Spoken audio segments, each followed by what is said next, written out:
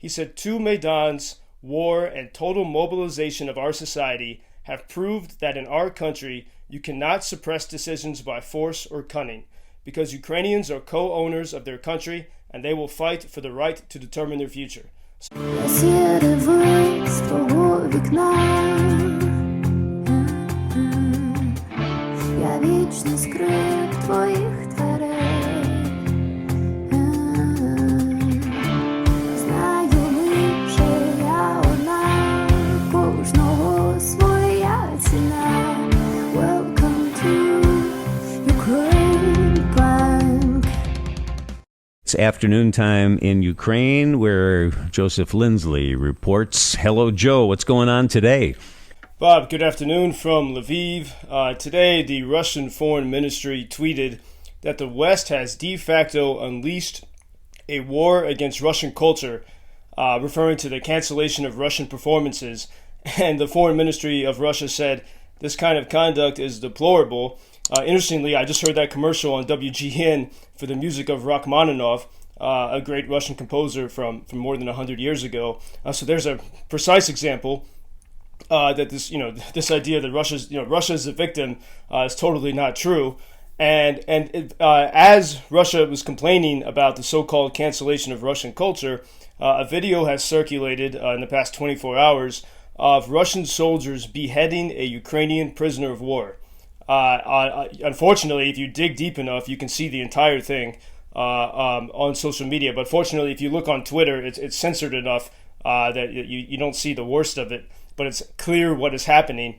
It's absolutely atrocious. And the thing, as we've seen with these leaks before, Russia wants the world to see these videos because they think that it will have a chilling tactic. A chilling effect on people. And as Maria Drutska, she's a popular Ukrainian commentator, she said in response to this absolutely awful video, I mean, if you listen to it, you can hear the cries of the Ukrainian prisoner of war.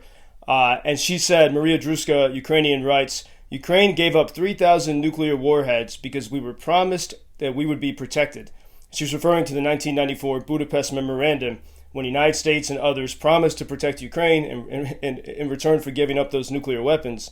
And then Maria Drutska writes, now our soldiers are castrated, beheaded, burned alive. Their screams will haunt us for eternity. We watch our children kidnapped. We watch our houses bombed. But remember, we mustn't provoke Russia. And I think, pretty powerful contrast to actually, it's once again, more and more of these awakening moments to show the world the evil that we're facing with this Russian invasion. And unfortunately, these tactics are not new behavior from Russia. There was an independent Russian journalist in the 1990s and the early 2000s, Anna Stepanovna Politskaya, and she bravely spent time in Chechnya, where there was the war between the Russian Federation and the Chechen rebels in the early 2000s. And she described in her book called Chechen War, she described similar tactics in gruesome detail. And in her interviews with these Russian Chechen soldiers, some of the same soldiers fighting now in Ukraine, she showed that they were proud of these atrocities. And by the way, the Russian journalist was murdered in October 2006, for telling the truth. And so this is, as the Russian writer, to speak of Russian culture, the Russian writer Dostoevsky wrote in the 1800s, the most basic, most rudimentary spiritual need of the Russian people is the need for suffering, ever-present and unquenchable, everywhere and in everything. It's quite a horrible thing to imagine. Horrible is right. Ukraine's foreign minister called Russia worse than ISIS, and the security service in Ukraine has opened a war crimes investigation into that video. But what can come of that investigation, Joseph? Well, I think when we talk of war crimes, the main thing, and this is what the world learned from the time of World War II, is the more you can document these things now, it will be more valuable after the day of victory over the Russian invaders, when there is some kind of trials and some mechanism for accountability, like with the Nuremberg trial. So I think that's the main mechanism. But it's always, I think and there was a debate among Ukrainians and on Twitter, is it good to show this video? Is it good for people to watch it?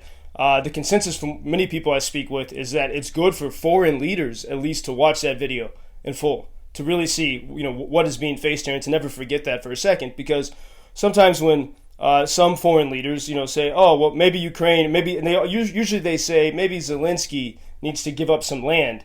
When you do that, you are putting people under a regime that would commit such atrocities, and that's really the awful thing. In fact, I was talking with a friend who's a Ukrainian doing medical evacuations of soldiers from the hotspots, and I was checking in to see how things are going. He said everything is fine. I saw phosphorus coming down a couple of days ago near our working place. So beautiful and so dangerous. The phosphorus, the Russians have been using this throughout Donbass and Zaporizhia, but it's just a little speck of that hot phosphorus can burn right through to the bone and can kill you. And so we have to be clear about what we are facing. I've been thinking, how can this brutal war ever end? And I was trying to remember how we in the United States got out of Vietnam. I can't recall how we saved face, if we did, but somehow someone has to figure out a way for Putin to save face and Zelensky to not give up that which was and is Ukraine. And I'm not smart enough or worldly enough to come up with the right idea, but I think you are, Joseph. It would be just like you to somehow be the one. Forget the president of China or France or Germany or anybody else. Based on your knowledge and your past adventures, and you're a student of history, I think you're the one who could pull it off. You need to get to work and try to come up with some sort of peace plan. Well, it's a tall order. I have many friends working quietly, including with Russian dissidents, and working with the European Parliament, publicly but quietly, on plans to break up the Russian Federation. Russia actually consists of many different republics, and many people, there's no freedom there, and so plans to break up Russia. But I think we have to look at really our the more recent history of World War II.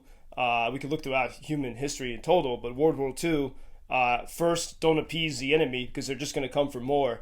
But it has to end with the difficult thing is it's not just stopping Putin; it's stopping everyone who's enabled Putin.